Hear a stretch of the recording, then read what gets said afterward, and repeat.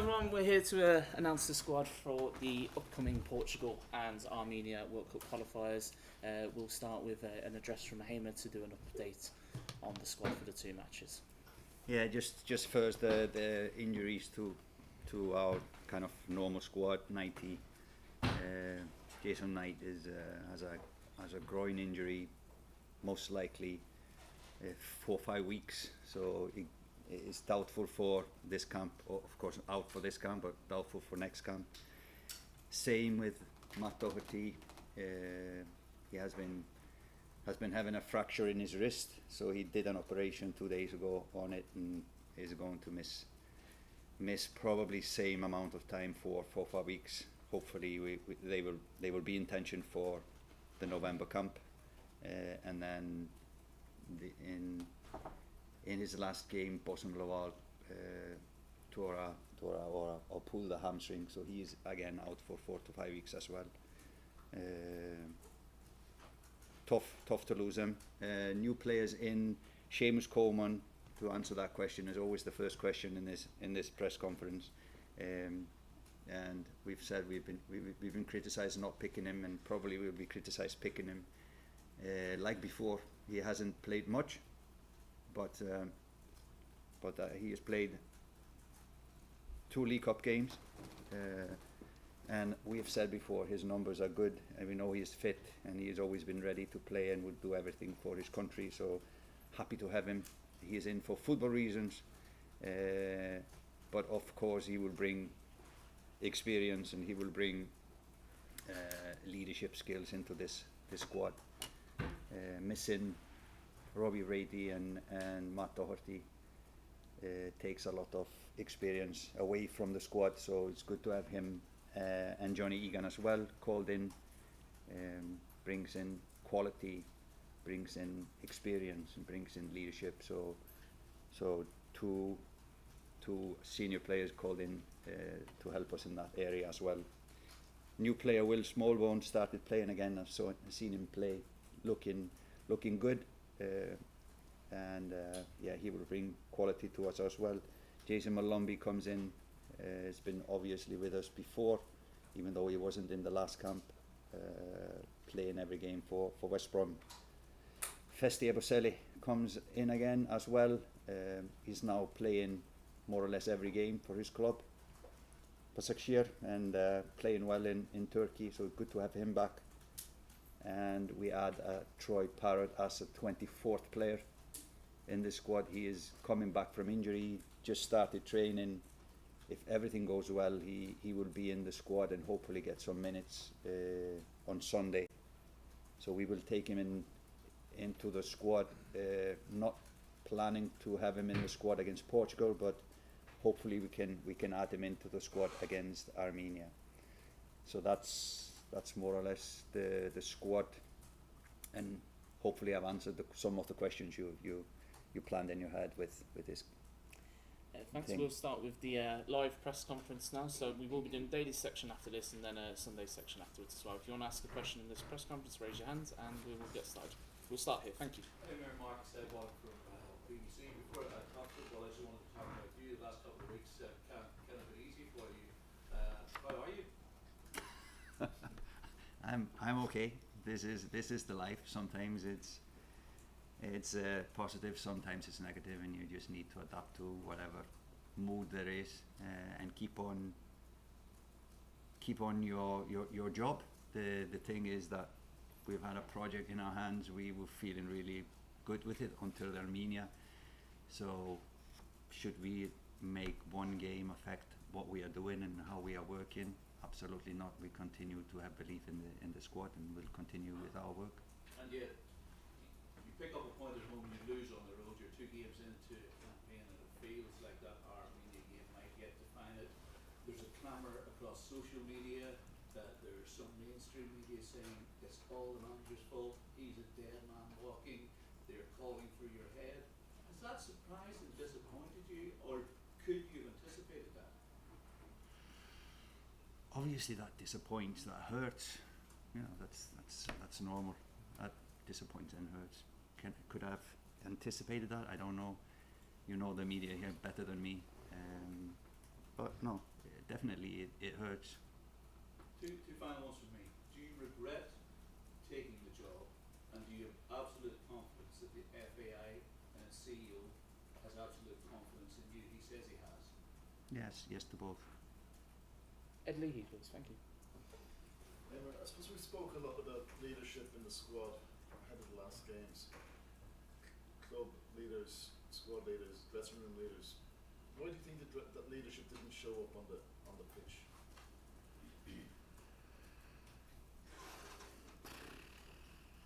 If you look at the game in your head, afterwards, it's always easy to be a pundit and look at the game afterwards and what if we have done this, but we would never know what if it would be better or worse even.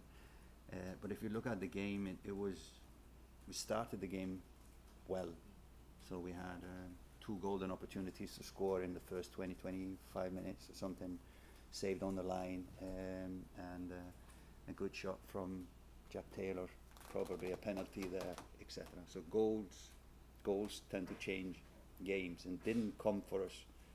And then, like a slap in the end of the first half, we conceded a penalty, and you can argue about that decision, but it kind of didn't happen. The momentum didn't come, and you were asking about leadership. Then what can we do as leaders? That taking more charge on the pitch as well. Why? It's probably the momentum didn't come for them to kind of step up. And then just I suppose, in terms of, I think it was half time in Hungary, you said you didn't change the team because you saw what was coming. You felt that the team were gelling. Again, going into this game, you haven't really changed those who played in Armenia, I think, apart from Jason and Keane Phillips. What did you see that makes you maintain the faith in that squad, or is it just a case of that's players that are now? Yeah. Picking the squad now. Yeah. Did you see something in the Armenia game that can you just sort of write it down as a once off and still bring that squad? Yeah, I think I answered it now. It was a one-off, hopefully a one-off in Armenia. So should we then just change course and do something totally different and pick other players? I think that would be a wrong thing to do, definitely. Secondly, I think the players will relish and will be looking for this camp to answer for Armenia, and I would like to give them the chance to answer for Armenia. That is one of the reasons why we believe in this in this group of players. I think, for one, that they have the quality to qualify for US in the next summer. But what I think and what I say is not the most important. Is what they believe. What they believe is the most important, and they hopefully will show you in this camp that they deserve to be here and play for this nation. Con? Heimir, do you worry, have a sense away with this group of players that we play Portugal away, and it's easy to get up for Portugal away? You're playing some of the best players in the world. Ronaldo's been playing, Bruno Fernandes. Then when it comes back home to Armenia, are you worried that this group of players can get up for this game again, like what happened really in the last camp? Well, I can understand where the question is coming from. We played a good game against Senegal, and then not so good game against Luxembourg, and then we played, in my opinion, a pretty good game against Hungary, and then not so good game in Armenia. So I can get where the question is coming from, yeah. But we believe in this squad. That's why we picked these players, yeah. And just some personnel-wise, are you a bit worried, like the sense of Jack Taylor in the squad, and he hasn't played a minute at club level since going back to Ipswich? Are you worried having a lad like that maybe in the squad over maybe Conor Coventry, who's having a really good time with Charlton, or even a couple of the League of Ireland lads are doing very well? It's a good question. It was very close for Conor Coventry, so I've liked what I've seen from him. He's the same. I've said it so often. It's such a little difference between a lot of players here. So we stick to those that we've been working with and know what we want, etc. Because we believe that they wanna correct what went wrong in Armenia.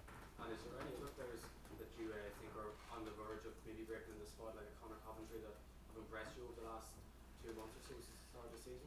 Yeah, not enough to overtake those that we selected now. We always obviously just pick the players that we think suit best for each. But it's a lot of players emerging, but I don't think there's anyone that is superior to those that we selected. That's why we'll select them, of course. Heimir, you were very open after the Hungary game that you felt you learned a lot from that game and that you took positives and negatives from it. Like, I suppose, what are the biggest things you've learned about this squad from the Armenia game? I know you've been very open about the frustrations from it, but what are the learnings you've taken from that?